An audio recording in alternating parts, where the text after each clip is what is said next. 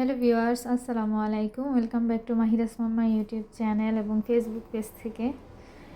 সন্ধ্যার পরে দেখা যাচ্ছে যে প্রায় সময়ই বের হই। মাহিরাও আজকে বলতেছে, মা চলো আমরা বের হই, মারের পাড়ে যাব, সমুদ্রের পাড়ে যাব। আসলে অনেক ঠান্ডা পড়ে এই সময়, হচ্ছে যে বের না হওয়াটাই বেটার, বাট আমার মেয়ে এটা বুঝে না। ওর কথা হচ্ছে বের হবে। তারপরে যাই হোক, ওকে নিয়ে যাই। এখানে অনেক ঠান্ডা ছিল, ওরা খেলাধুলা নিয়ে গেছে, তারা এখন বসে বসে খেলতেছে, দুষ্টুমি করতেছিল। ওর সাথে মানে নুসরাতের সাথে ভালো সময় স্পেন্ড করেছে, এই আর কি। তো আসলে বিদেশের বাড়ি তো মেয়েটা সারাদিন বাসায় একা একা থাকে, বোরিং টাইম পাস করে। মানে কি বলবো, আসলে ওকে যে কিছু বলবো সেটাও বলতে পারি না, কারণ কী বা বলবো। এখন স্কুলে যাওয়ার সময় আসলে ডকুমেন্টসের কিছু প্রবলেমের জন্য হচ্ছে যে স্কুলে যেতে পারতেছে না। তো যাই হোক, আপনারা সবাই দোয়া করবেন যেন তাড়াতাড়ি স্কুলে দিতে পারি, ডকুমেন্টসের কাজগুলো যেন তাড়াতাড়ি হয়ে যায়। আসলে কি বিদেশ তো আর বললেই হয় না, বিদেশটা যতটা আপনার শান্তি ততটাই বেশি ঝামেলা। তবে একবার সেটেলমেন্ট হয়ে গেলে পরবর্তীতে আর সমস্যাগুলো হয়তো বা কম হয়। বাট এই যে সেটেলমেন্ট করার জন্য বা হওয়ার জন্যই অনেকটা সময় লেগে যাচ্ছে। আর হচ্ছে এটা হচ্ছে আসলে ভাগ্যের উপরে অনেকটা ডিপেন্ড করে। যাদের ভাগ্য একটু ভালো তাদের কাগজপত্রগুলো দেখা যাচ্ছে যে আগে হাতে পেয়ে যায়, আর কেউ কেউ পরে পায়।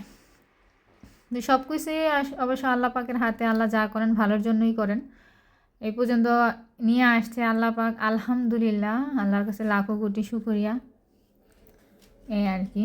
তো যাই হোক, ওইখান থেকে আমরা এখন চলে আসতেছি। অন্ধকার হয়ে গেছে অনেকটা, এই সাইডটাতে অন্ধকারই থাকে একটু, মানে বাসা বাড়ির মানে সাইড, আর এখানে হচ্ছে পার্কিং সিস্টেম হচ্ছে এখানে বেশি। এই হচ্ছে আর কি, যে সাইডগুলোতে একটু মার্কেট থাকে সেই সাইডগুলোতে একটু আলোকিত থাকে রাতের বেলা, আর এমনিতে শহর সব সময় আলোকিত থাকে। এসে আমি রান্না বান্না শুরু করে দিয়েছিলাম। পরের দিন সকালবেলা এটা হচ্ছে আমার বাসায় গেস্ট আসবে। তো আসলে এই ইতালিয়ান বাসাগুলোতে হচ্ছে আপনার, আমরা যে বাঙালি খাবারগুলো খাই এটা আশেপাশে যারা ইতালিয়ান থাকে ওরা নিতে পারে না।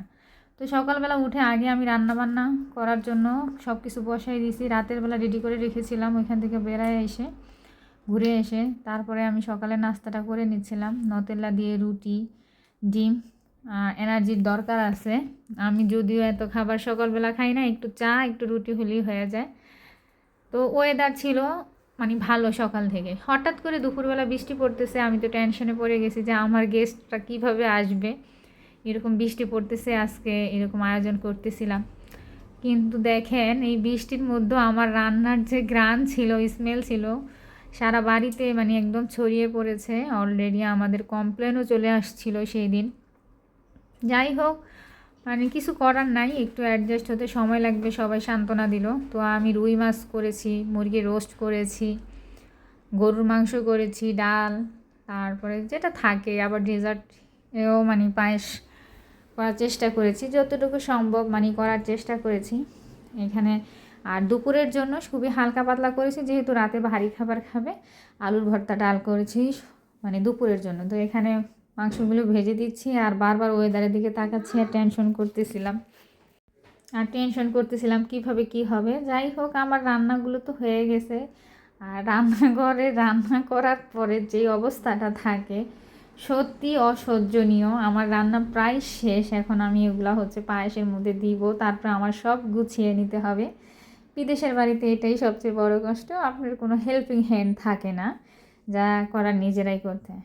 তো এই তো ছিল আজকের ভিডিও। তো এই তো আমার রান্নাবান্না শেষ, সবাই এসে অনেক মজা করে খেয়েছে, অনেক প্রশংসা করেছে, ভালো লেগেছে সবাই আসাতে। তো আপনারা সবাই দোয়া করবেন, ভালো থাকবেন, সুস্থ থাকবেন, আর আমাদের জন্য দোয়া করবেন যেন আমরা তাড়াতাড়ি আমাদের সমস্যাগুলি সমাধান করে উঠতে পারি। তো আলহামদুলিল্লাহ, সবাইকে খাইয়ে মানে ভালোভাবে খাইয়ে ভালো রেসপন্স পেয়েছি, এটাই হচ্ছে মানে সবচেয়ে বড় ব্যাপার। তারপরের দিন হচ্ছে অনেক কাজ ছিল, কাপড় চোপড় ধুয়ে ফ্রেশ করে দিয়েছিলাম। ওই দিন ওয়েদারটাও খুব সুন্দর ছিল, দেখেন রৌদ্রোজ্জ্বল একটি দিন ছিল, এরকম সচরাচর থাকে না। এরকম রৌদ্র উঠলে আমরা মনে করি যে একটা সোনার খনি, বিশেষ করে আমার কাছে, কারণ আমি কাপড় হাতে ধুতে পছন্দ করি, আর ওই কাপড় শুকানোর জন্য একটু কড়া রৌদ্র লাগে।